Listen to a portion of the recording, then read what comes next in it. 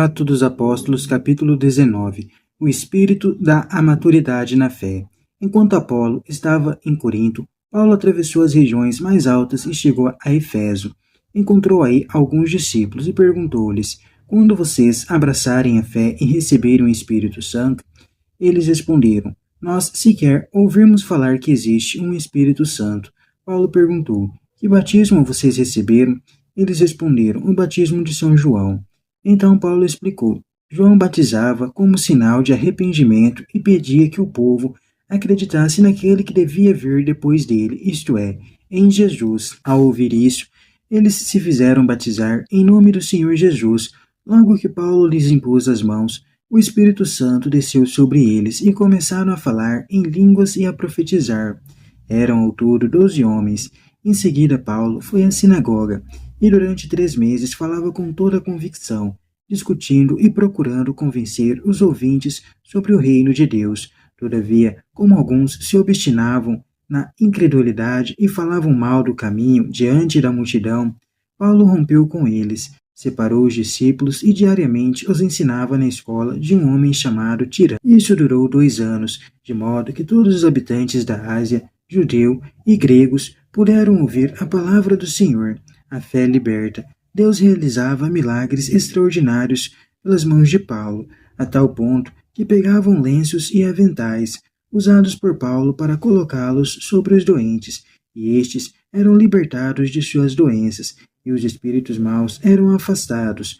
Alguns exorcistas judeus itinerantes começaram a invocar o nome do Senhor Jesus sobre aqueles que tinham espíritos maus e diziam: eu esconjuro vocês por este Jesus que Paulo está pregando. Os que faziam isso eram os 7 filhos de Seva, um sumo sacerdote judeu, mas o espírito mau reagiu dizendo: eu conheço Jesus e sei quem é Paulo, mas quem são vocês? E o homem que estava possesso do espírito mal pulou sobre eles, com tanta violência, que tiveram de fugir daquela casa, sem roupas e cobertos de ferimentos, e toda a população de Éfeso, judeus e gregos, ficou sabendo do fato. O temor se apossou de todos, e a grandeza do nome de Jesus era exaltada. Muitos fiéis acorriam para acusar-se em voz alta de suas práticas mágicas, e um bom número dos que praticavam magia atormentaram seus livros e os queimaram em praça pública. O valor desses livros foi calculado em 50.000 moedas de prata. Assim, a palavra do Senhor crescia e se firmava com grande poder. Fim da missão. Prisioneiro de Cristo. O discípulo no seguimento do Mestre. Depois desses acontecimentos, Paulo resolveu ir a Jerusalém, passando pela Macedônia e pela Acaia. Ele dizia: depois de ir até lá, eu devo ir também a Roma. Paulo enviou a Macedônia 2 de seus ajudantes, Timóteo e Erasto, e ficou ainda por algum tempo na Ásia. A vida cristã tumultua. A sociedade foi nessa época que estourou um grave tumulto a respeito do caminho. Havia um sujeito chamado Demétrio, que era ouvir-se e ficava. Havia um sujeito chamado Demétrio, que era ouvir-se e fabricava nichos de prata da deusa Artemis, e isso dava muito lucro aos artesãos. Ele reuniu esses artesãos juntamente com outros que trabalhavam no ramo e lhes disse: amigos, vocês sabem que o nosso bem-estar provém da nossa atividade. Vocês mesmos podem constatar e ouvir por aí que esse tal de Paulo, com a sua propaganda, está desencaminhando muita gente, não só em Éfeso, mas em quase toda a Ásia. Ele afirma que os deuses fabricados pelas mãos não são deuses. Não é só a nossa profissão que corre o risco de cair em descrédito, mas também o santuário da grande deusa Artemis acabará sendo desacreditado e assim ficará despojada de majestade aquela toda a Ásia e o mundo inteiro adoram. Ao ouvir isso, ficaram furiosos e não paravam de gritar: grande é Artemis dos Efésios. O tumulto se espalhou pela cidade toda. A multidão se dirigiu em massa ao teatro, arrastando os macedônios Gaio e Aristarco, companheiro de Paulo na viagem. Paulo queria ir até a Assembleia, mas os discípulos não deixaram. Também algumas pessoas importantes da província, que eram seus amigos, mandaram pedir que ele não se arriscasse. a comparecer ao teatro. Enquanto isso, um gritava uma coisa, outro gritava o contrário, e a confusão era geral na assembleia.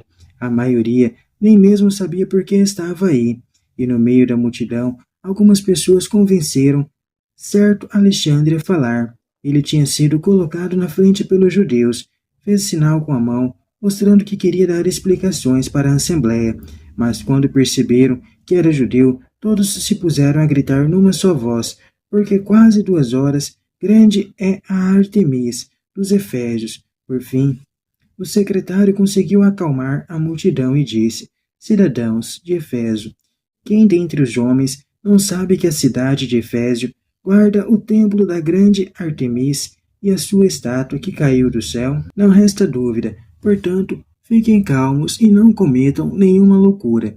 Estes homens que vocês trouxeram até aqui não profanaram o templo, nem blasfemaram contra nossa deusa. Portanto, se Demétrio e os artesãos que estão com ele têm acusações para fazer contra alguém, sejam feitas audiências, e os procônsules estão à disposição que as partes apresentem acusações recíprocas, e se houver qualquer outra questão, será resolvida em assembleia legal. Do contrário, corremos o risco de sermos acusados de revolta por causa do que aconteceu hoje, pois não existe nenhum motivo para justificarmos esta reunião. Com essa declaração, ele dissolveu a Assembleia. Éfeso é o terceiro centro de difusão do cristianismo, depois de Jerusalém e Antioquia.